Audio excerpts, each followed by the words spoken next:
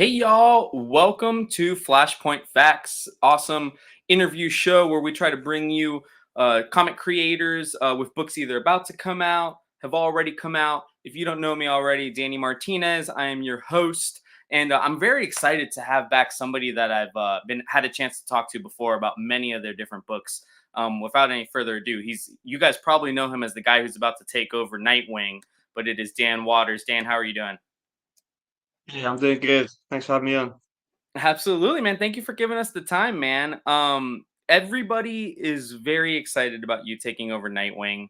I've seen you going heavy on social media about it. You're in social media mode. But before we hit on that, Dan, just introduce yourself a little bit and let people know what you've worked on. I know you've worked on plenty. Yeah. So I'm Dan Waters. I'm a writer from London. Um, I started doing comics about 9 years ago. At this point, I feel like I'm at a point where people have started to hear my name, perhaps, and you get all that sort of, oh, you came out of nowhere. It's like, no, I've been doing this since I was in college. Um, I did my first book, Limbo, with Casper Wingard. Came out in 2015. And I've just been steadily working my way through books since then. But best job in the world. Um, so I did that. I did uh, Limbo, then Coffin Bound, and Lucifer for the Sandman universe, which is where I got my foot in the door with DC. Um, from there, I did Arkham City, Order of the World with Danny, who's also my collaborator on Coffin Bound at Image. Did Sword of Azrael, um, Loki over at Marvel. Uh, Homesick Pilots was the big one I did through Image. That was over the COVID years, so all a bit of a blur. I bet. And I now Destro and Creature from the Black Lagoon over at Image. The One Hand and the Six Fingers with a bunch of collaborators, but sort of co-conceived with my good friend Ron V. And that kind of brings us up to Nightwing and Batman Dark Patterns, which Yeah, comes out yeah. this summer. It's crazy because again, like the first time we met was me chatting with you and Casper about Homesick Pilots, which again, amazing book, amazing art, Thank amazing you. writing, amazing concept. I mean, with Halloween around the corner, the whole haunted house thing kind of works perfect. But that was an awesome book. I recommend it still. What is this? 3 years later, probably. um, but so tell me, you mentioned that you've been writing comics since you were in college. So what was Mhm. it that moved you to comics? What was the first kind of comics you can remember reading, and then what was it that pushed you to want to start writing? The first comics I started, I can remember reading is like the Beano and the Dandy and stuff like that, which are the very sort of twee, uh, twee yet anarchic British children's comics. Um, which my dad used to buy me, and I think he'd liked them when he was a kid, and then he started buying them for me, not realizing he was creating a monster. Um, After that, I sort of had a few. Used to be able to buy these sort of they'd sort of package three Marvel or DC single issues together and sell them in like WH Smith, which are sort of general stores in the UK. And I had like, but they were quite expensive, so I ended up with sort of five or six of them that I would just like read until the covers fell off. But it was all really good stuff. It was like Kurt Busiek's Iron Man and like you know John Romita Jr. Spider Man and Peter David Hulk, like really good quality stuff. So um, I was introduced in a good way. And my grandmother, having no idea what she was buying me, bought me a sort of compendium of the first two issues of a whole bunch of Marvel comics. Like I read the first two issues of Spider-Man, first two issues of Fantastic Four, first two issues of Hulk, all when I was about 8. Wow. And again, would just read those over and over again. So those origins I'm very like sort of familiar with. So yeah, sort of just bits and pieces, no real broader knowledge or hunting them out until I was uh, probably until I was in college, and then I'd sort of discovered the Vertigo stuff. Got really into that, and from then started my own pull list, and it all kind of went from there. And I thought before that I wanted to be a filmmaker. I thought I was going to make a living writing horror movies, which haha, uh, probably more difficult aspiration than doing comics for a living.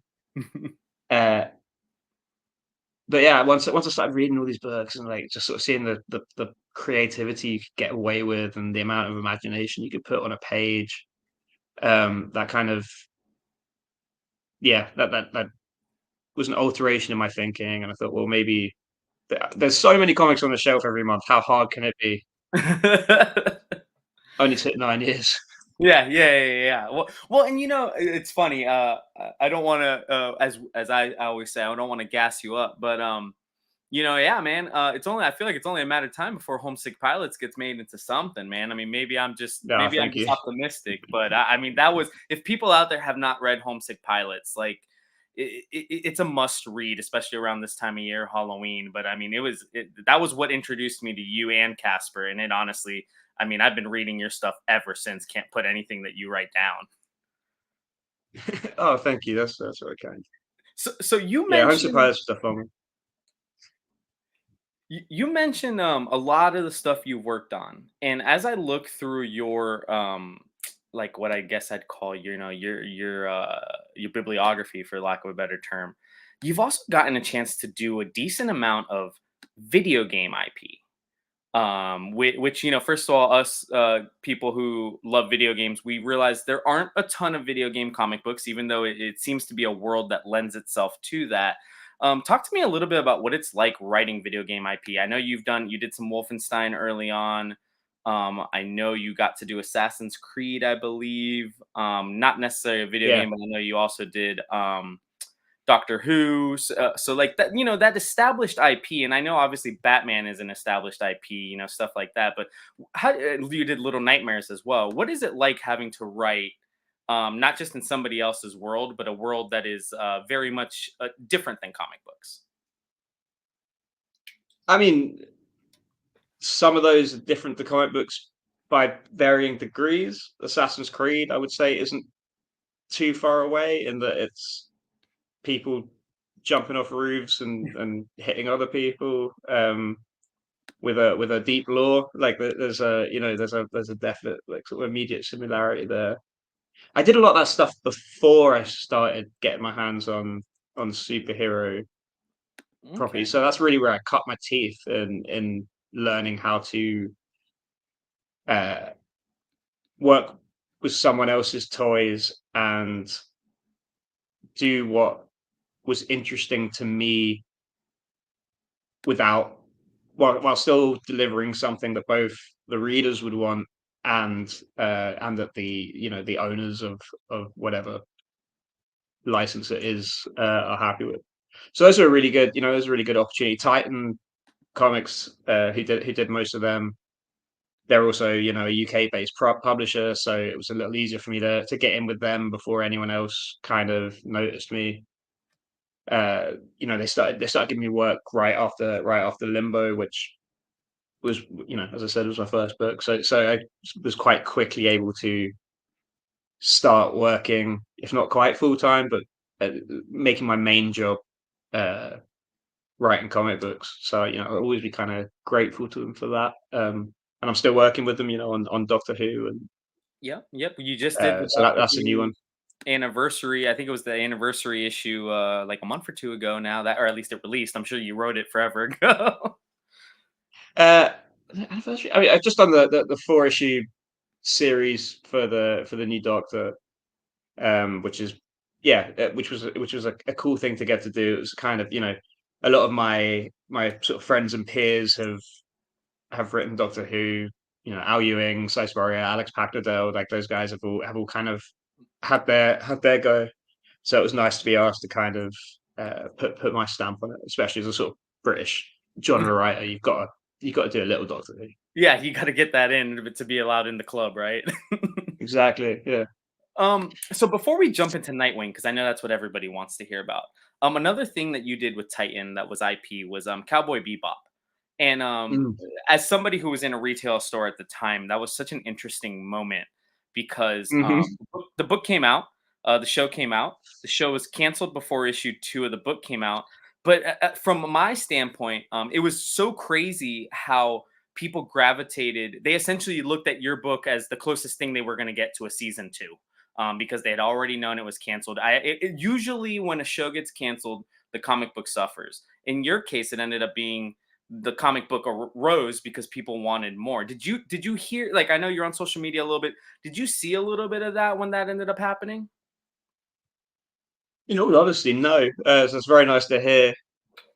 It was an interesting project because my initial knee jerk being asked to write Cowboy Bebop was absolutely not, because I think the anime is just wonderful. I think it's a fantastic piece of art, and it's so complete, and it ends. I think it's one of the best endings to any story, especially a serialized, long-running story, which was telling these individual stories. So to be able to tie that up the way they did, I just think it's beautiful. So I didn't particularly want any more Cowboy Bebop, but thought about it for a little bit longer, and I do have a story that only kind of works as a Cowboy Bebop story, and I really wanted to tell that. So getting to go in and do that, and do it with Lamar Matherin, who's a fantastic artist who has a very stylish style, um, that didn't look either really like the show or like the anime. I was like, okay, so we've got to just make a third thing here, like a separate kind of thing that could be an episode of the show, or it could be an issue of an episode. Well, sorry, an episode of either show, I guess is what I Yeah. meant. Uh, Um, and that was kind of the thinking. My thinking that was we're making a lost chapter, just one of those an episode that sort of gets in, gets out, and hopefully leaves you feeling something. Yeah, I was gonna say, funny how that works, right? Because it kind of ended up being what people ended up, they're like, I want more, and the last piece was the comic book, So like, it was kind of interesting for me to see, like, oh man, I guess the comic book is dead now because the show's canceled, and then all of a sudden I have people come and, do you have the second print? Do you have number 2? Do you have number 3? And it was really cool, especially because like I said, I've been reading everything you do. I always want to support you. So it was cool to see people coming and I appreciate it. asking Thank you. about one of your books. Yeah, that's cool. Yeah, I remember going into a manga store in Greece, in Athens, and the only Western comic in that store was a copy of Cowboy Bebop, and I was pretty chuffed with that. That is awesome. So, you are about to take over Nightwing. Before we get into the nuts and bolts of it, I have to ask. I would not be doing my job if I didn't. Um, what is your mindset? How has it been following up Tom Taylor on this, and not just following up Tom Taylor, but obviously I think the Nightwing book might be one of the best received DC books of the last 2 years, probably, more or less. So what has it crossed your mind? Have you had conversations with Tom? What has that been like? Yes, it's no pressure, right? Um, just watching them sweep the Eisners again and going, "Oh, hell's sake." Um, yeah, I mean, I've talked to Tom sort of briefly. He sent me some very sort of nice sort of handing over messages, and sort of a little bit of advice and some pitfalls to avoid. It's an interesting it's always an interesting thing picking up something like this. The closest I've felt to it was probably with Lucifer, because I loved the Mike Carey, Peter Gross run so much that was an interesting thing to go, okay, well, we're bringing it back, and is there a little bit like Cowboy Bebop, like, is there something there to justify itself? Nightwing's a different story, because these stories by their nature run and run and run. There's always stories to tell with them. But when you have something that's so popular and so established, my immediate instinct, and it's definitely what I did with Lucifer. It's like, okay, well, I'm gonna run as far as I can in the opposite direction. Um, with anything that you take on sort of license wise, especially, something with like a real legacy and a real lineage.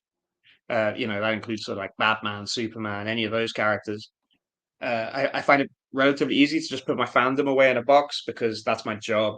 As far as I'm concerned, is it's not to sort of sit there and get excited about what I like that other people have done before. It's to tell an interesting, worthwhile story with the material. So you got to put the fandom away in a box and put it on a shelf and just do the work. But with Lucifer, it was easy to kind of run the opposite direction because we were starting from an issue one, and the idea was you could kind of read it as a sequel series because it's stuff that kind of happens out of order, and these things might have been happening at the same time as some of the stuff in that book because as a character intrinsically he doesn't connect with his supporting cast very much because he's the bloody devil. He doesn't care very much. He doesn't think about you ever again once you're out of the picture. Uh, but it was a new issue one, so we could sort of go that way and take it in a whole new direction without much connective tissue to what had been done before. I'm very aware with Nightwing, I'm picking up with issue 119. It's not issue one. So there are people who have been following who are invested and want to see the connective tissue, want these threads to continue. And Tom and Bruno made some real bold changes to the city of Bloodhaven, where Nightwing resides, that I think need to play out and need to have consequences. He replaced the commissioner. He got rid of Blockbuster, the gang leader who had his fingers in every pie, who sort of ran Bloodhaven. Uh, Dick Grayson's sister is now the mayor of Bloodhaven. So all of that stuff, I think it's important to keep around, and I think it would do a disservice to their run to just brush it under the carpet. So I'm taking all of that very much as the sort of starting point, and those are going to be major important factors in the book. That said, tonally, I've just got to do what I do, and I was approached for the book, I think, because I do a certain thing. So I'm really excited about where it's going. I think you'll feel all that connective tissue. It will feel like a continuation, but it's definitely got a lot of me and Dexter Soy as well in the DNA. Dexter excels at drawing. Uh, well, he excels at drawing the Bat Family to begin with, Yeah. but he also Yes. excels at drawing sort of mechs and Metal Gear Solid kind of thing. So I was like, all right, well, if the two of us are doing the book, that's a thing we have in common, I think, as a passion. So it's going to go to all of those places. I was initially being asked when I was doing AMAs, like right when this was announced, whether there was much horror, and I was like, no, I don't have to always do that, and it was a total lie as it turns out because there definitely is. We just released the preview pages, and I'm like, oh yeah, you're right. It does kind of open with a evil clown and Yeah, you showed off goes those from cool there. preview pages, and obviously I had to read them and look at them, and I'm like, you know what? This is vintage Dan Waters. Yeah, I am what I am. So, let me make sure. So, DC has been well. Absolute Power was awesome. You actually got to write the last issue of Task Force Yeah, 7, 7. Yeah, the Martian Manhunter issue, I think.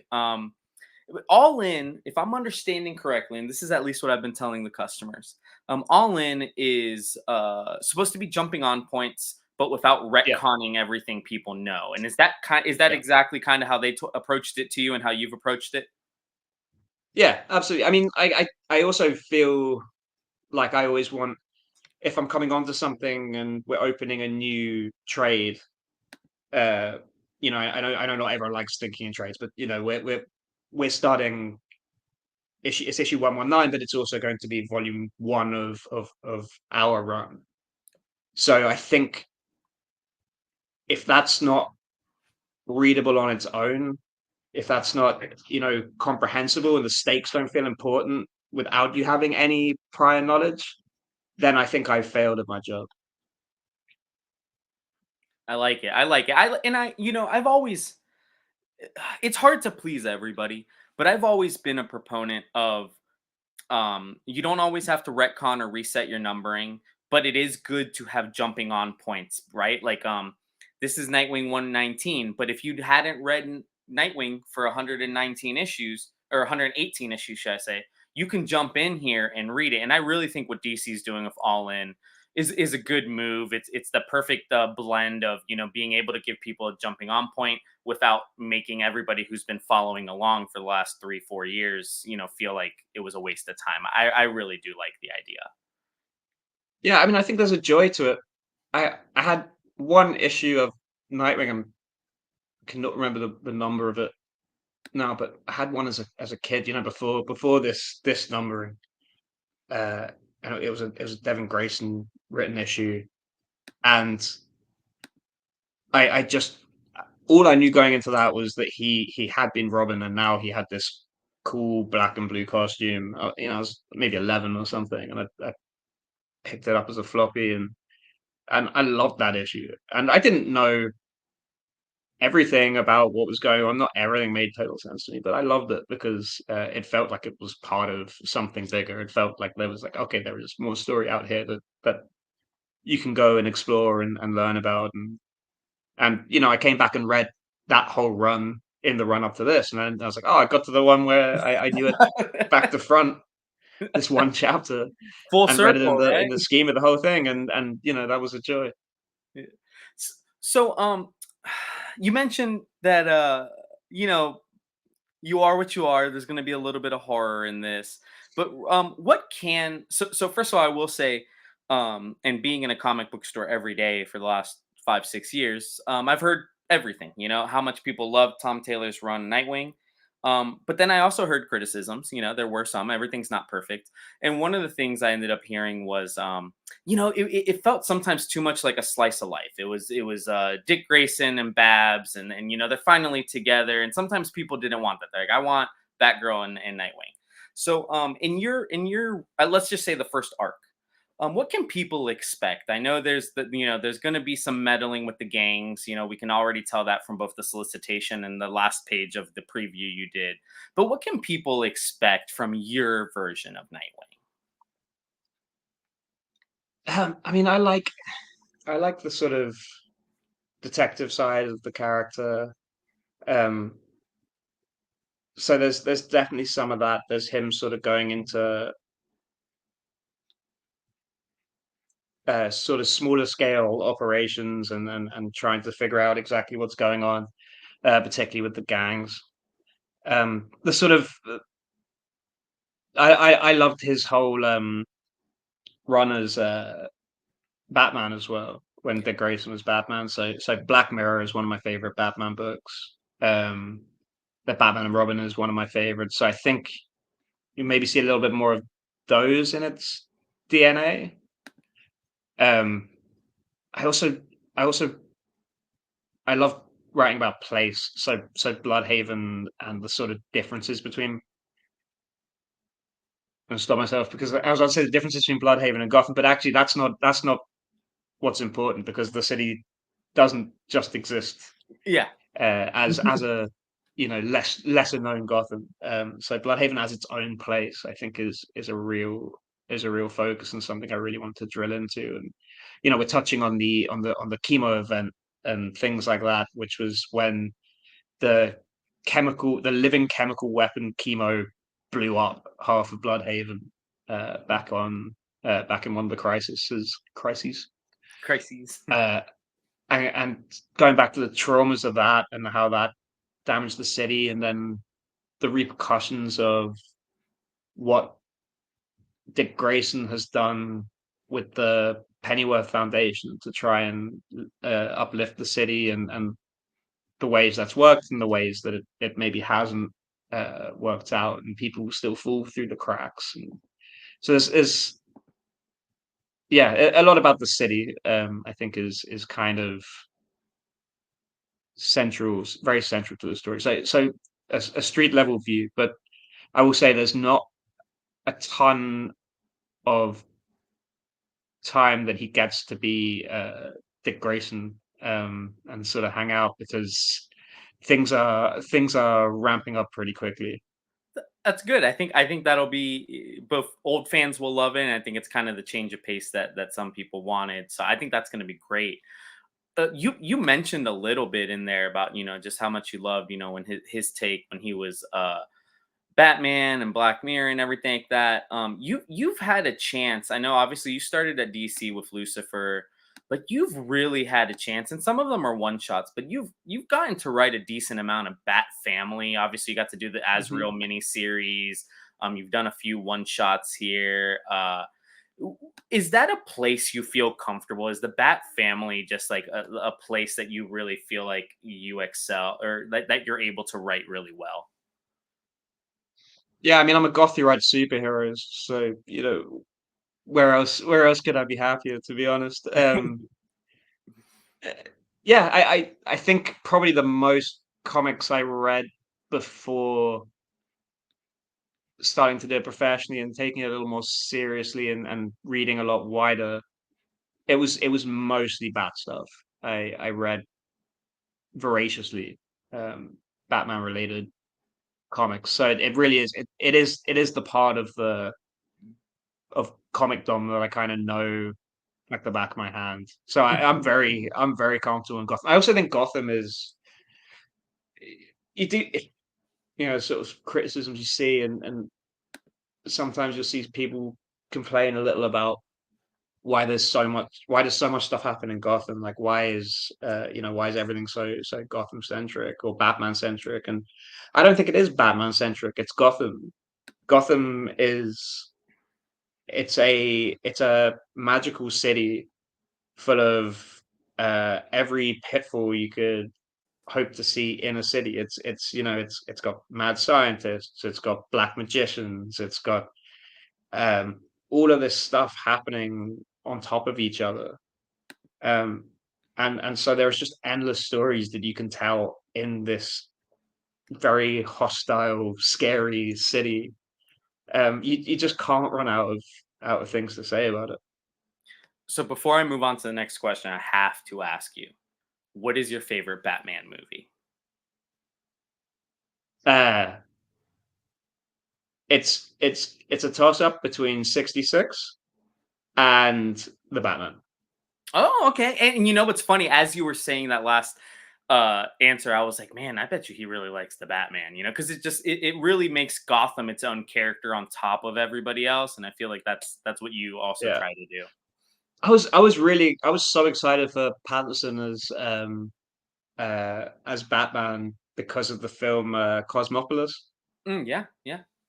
where he plays a sort of sociopathic 20 something uh tech billionaire who just drives across New York during a sort of night of revolution and everything just goes sort of crazy.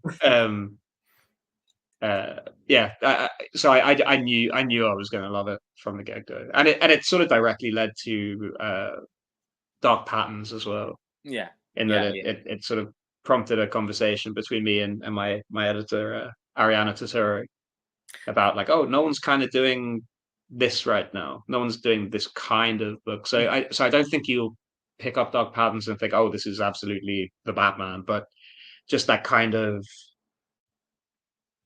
lo-fi, uh, broody detective story. So real quick, because I feel like I wouldn't be doing a due diligence if we didn't talk about Dark Patterns for a second. Obviously, a solicitation makes it seem like it is in the very early years of Batman's career. Did you find any difficulty trying to make it its own thing and not retrace anything that Batman Year One might have done, or anything like that? Because we have seen early days of Batman. I feel like every decade or so we get it, but obviously you are perfect for this. Did you struggle at all with how to approach this story?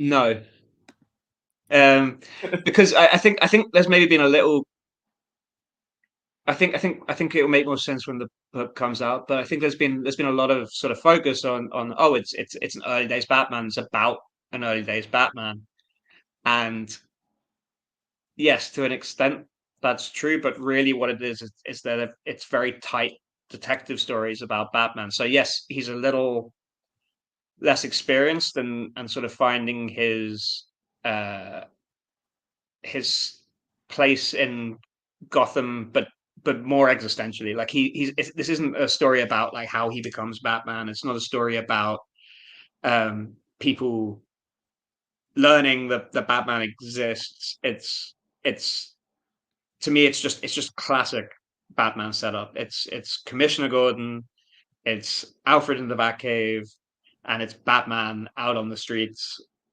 solving crime. So the real focus is on these cases and on Gotham itself.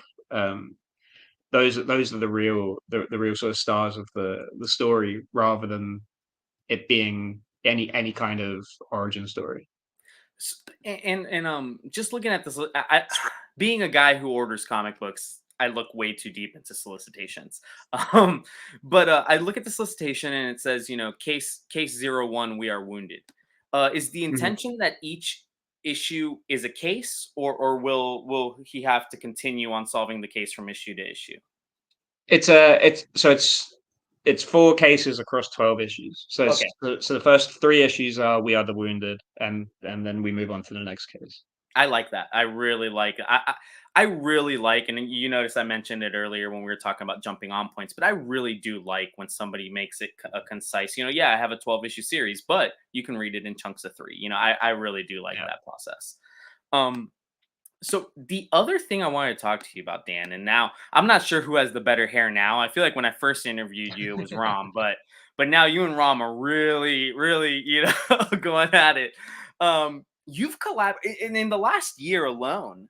You've collaborated with Rom on some really interesting projects. You did get to do um, Creature from the Black Lagoon, where it was both of you guys on the one book.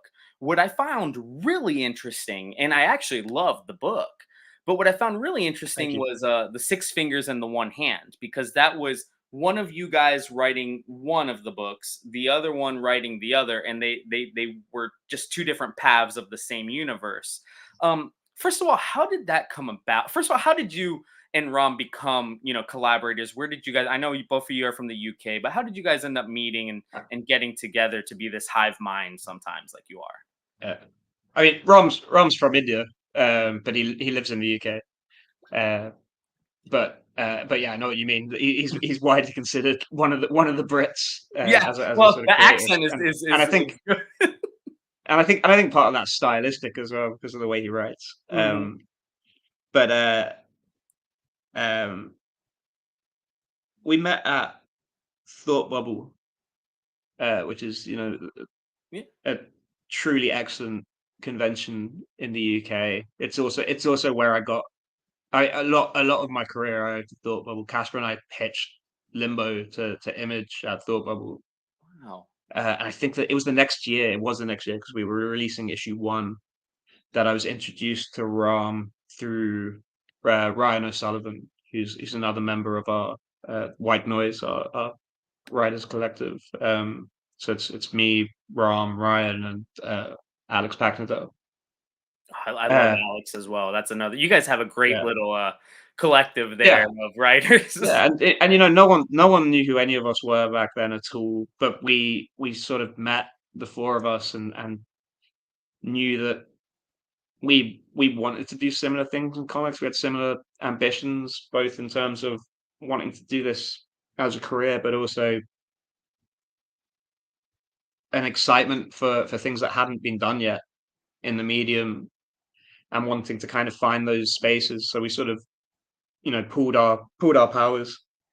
So we've been extremely tight since we met, and have always sort of swapped notes and lifted each other up, and suggested each other for jobs and all that kind of thing. Like this it's the right way to do it. Yeah. If anyone's sort of watching this, wondering how you get into it, it really is. It's about finding your peers, and it one day you then just look around, you go, oh, we are the people doing this.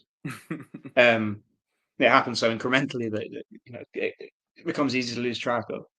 But yeah, and we have similar taste in literature and philosophy and things. And the One Hand Six Fingers was Ram was on a we were both on a Cormac McCarthy kick, and we were both reading a bunch of Cormac McCarthy novels.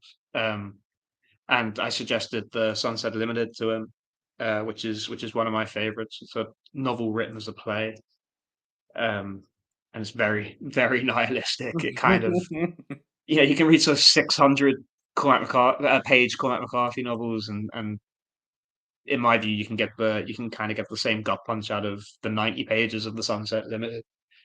Um, and it was that, and then a podcast which I also suggested to him, which was and he'd stumbled. It was a philosophy podcast, and he stumbled across an issue on post work societies, and those two things sort of slammed together in his brain.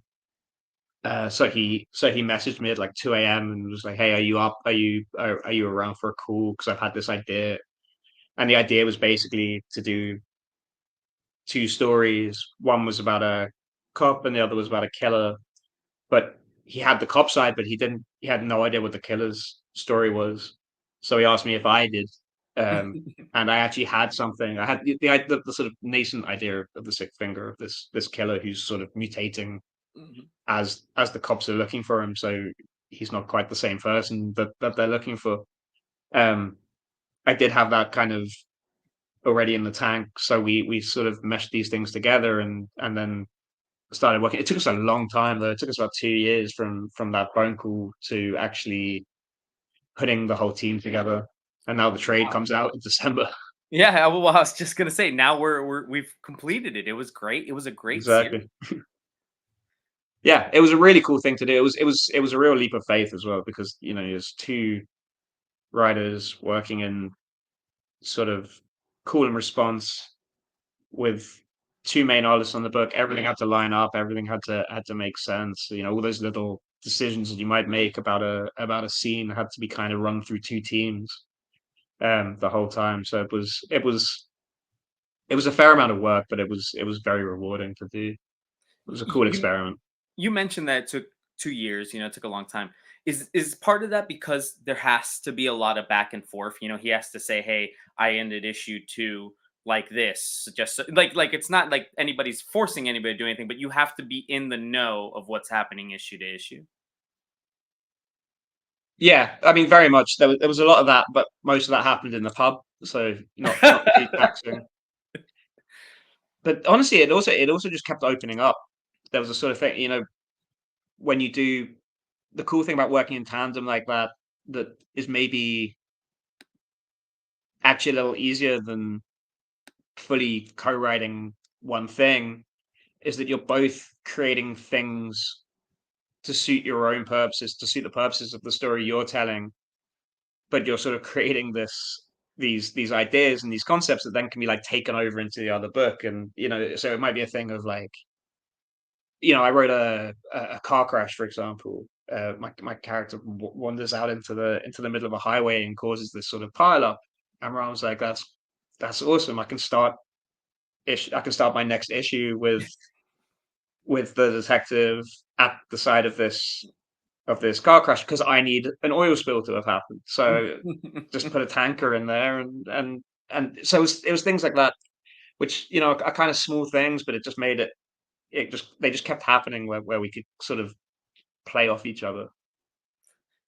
And then you guys just recently, and I'm sure you guys were doing them kind of side by side. Did Creature from the Black Lagoon, the hardcover actually comes out uh, at the end of October, and it comes with a cool book plate. If people ordered enough, we'll have the book plate. But what was it like? Is that something that the Universal monsters are super popular? I know, especially here in the U.S., we're in Orlando. I mean, we're about to open a theme park with it. Was that something that you were very familiar with from a young age, or was that something that was introduced to you later? And then, what was it like to get to work on a Universal Monsters property? Yeah, I mean, I everything horror I consumed as voracious as I could as a teenager, and that includes everything from horrible early 2000s gore remakes of better movies to uh, classics. I love Vincent Price. I love uh, Bela Lugosi. I love Christopher Lee. I love all of it. Anything that was sort of black and white and hammy and made with a budget of about $20. I'm there for it. Rocky Horror Picture Show is one of my favorite movies and has been since I was about 14. Um, so yes, I'd seen them all. I devoured all of that stuff. So getting to go and play in that world and try and make it true to the original franchise, but also effective for a modern audience. That was the interesting needle to thread. Yeah, and you guys did a great job because I remember, Oh, thank you. obviously you guys were coming on off the heels of James Tynion and Martin Simmons' Mhm. Frankenstein, which obviously, I mean, the most popular Universal Dracula. monster and one of the best, or Dracula, sorry, Dracula. Yeah, Michael Walsh is on Frankenstein now. But you're coming off of the most popular Universal monster, most popular writer, in the world right now, probably. But it was so cool because people were asking me, they're like, "Oh, I don't know much about Creature from the Black Lagoon." And I was like, after reading the first preview, I'm like, dude, just go in. I'm like, these guys do a great job of painting that world for you, even if you're not familiar with it. And I really do think that collaborate. Honestly, it's a collaboration I would have never thought of, but it was a perfect collaboration for what you guys did. Thank you. Yeah, I mean, I think that was kind of our approach to the creature to begin with, because the creature's unique in the sort of Universal Monsters oeuvre because it's not based on a pre-existing thing. Um, every other that I can think of, at least, like is Universal Monster is based on something. It's based on a novel, or it's based on a piece of specific folklore. But um, the creature from the Black Lagoon was cut from whole cloth. It was a brand new thing that was created for that movie, and it was about 20 years after the sort of peak of the Universal monsters. So it's kind of I think a testament to how powerful a design it is, and how good a movie that was, that it is thought of in the same breath, that it's had the same longevity. I mean, granted, yeah, Dracula's had more movies, but Dracula's Dracula. Yeah, right. Uh, It's like it probably goes Dracula, Frankenstein, then Creature. It's close, but that's probably the order it goes. yeah, I mean, but I think part of that is also because the creature is such a blank slate, even within its own movie. It doesn't really have a knowable uh, agenda or a sort of MO. It just kind of is. It just kind of exists, and that was definitely the core of how we wanted to treat it. It's a lens for other characters to kind of project their own desires and fears onto, and sort of destroy themselves. And I will say this, and I don't know if it gets talked about enough. I do think Creature from the Black Lagoon is the best character design of the Universal monsters. Like, I mean, I know people like Dracula, people like Frankenstein, but Creature, especially at the time he was created, like you said, it was a very new, very fresh thing. And I just love it. I really love that character. So it Yeah, I was mean cool that they did that. the shots of it, the underwater shots of it in the film, like being made in the 50s, just beautiful. Yeah. Yeah. So before I let you tell everybody where they can find you and everything, I have two last questions. One, um, as much as you can tell us without getting in trouble, how long are you going to be on the Nightwing run? Are you planned as the ongoing writer? Is this 12 issue arc? Do you know? It's ongoing, so for the foreseeable, um, yeah, as long as I can, most likely. I have plans. Good. I pitched a big story, and they said yes. So Nice. uh, I think as long as people keep buying it, as long as people keep reading it, then we're in for the long haul. Perfect. Awesome. I like to hear it, man. I really have been craving a Dan Waters ongoing. I mean, I've read probably every mini, even starting with picture of everything else, even and a seasons change. Like I've read everything, so I'm excited to see an ongoing from you now. Oh, thank you so much. Yeah, yeah, me too. It's a whole different beast. Yeah, I did it on Lucifer. I did 24 issues of that, and that was still one of my favorite things I've done. So hopefully we'll do that again.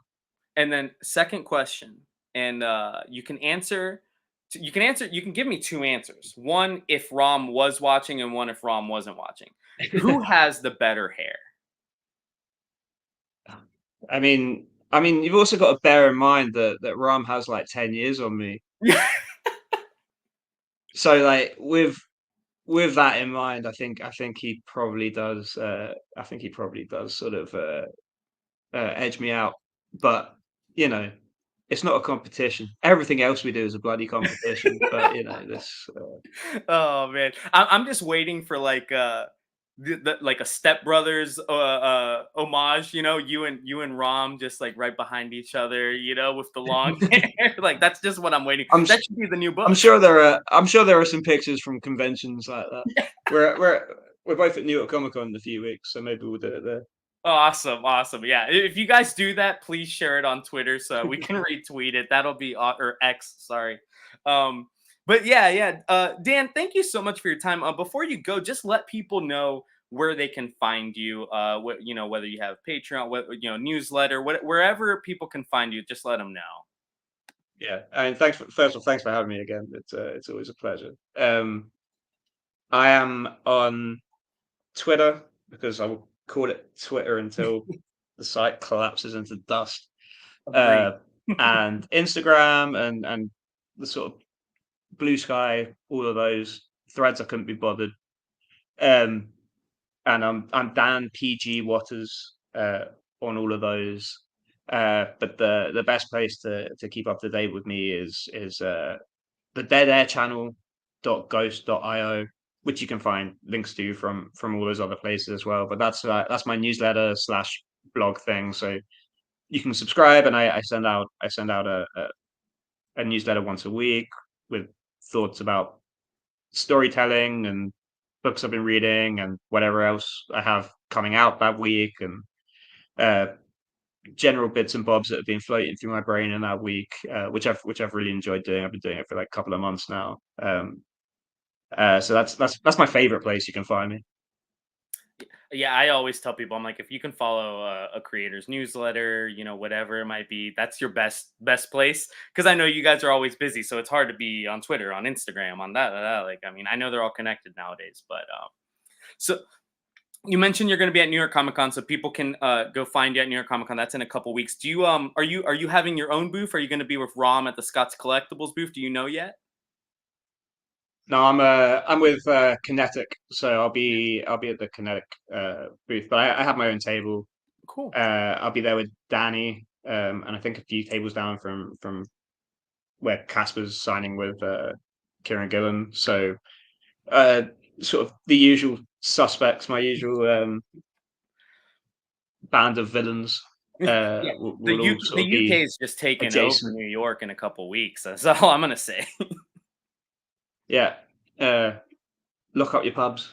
Yeah, but Dan, thank you so much for coming on, guys. You guys definitely have to pick up Nightwing 119. Comes out here in about a couple weeks. Comes out on the 23rd of October. I'm pretty sure I have that date right. Um, but That's it. Yeah, pick that book up again, Dan. If you guys are not familiar with Dan's work, I mean, literally just send me a message and I can give you probably 20 suggestions. But definitely start somewhere in the realm of Asriel and Homesick Pilots is probably about the realm I'd tell people to start on. But Dan, thank you so much for your time, man. We look forward to seeing this run, and heck, in like 6 to 8 months, I'd love to follow up with you and see how yeah, people absolutely. have Yeah, received the Nightwing run at that point. yeah. If I sort of show up with streaks of tears and the bourbon, then maybe don't ask. But Yeah.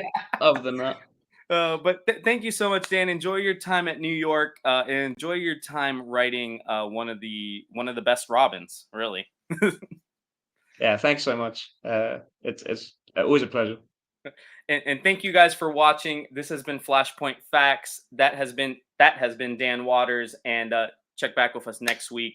We are definitely going all in with the DC All In, so you'll see a lot of stuff from that. Take it easy, guys, and thank you again, Dan, for showing up. Thank you.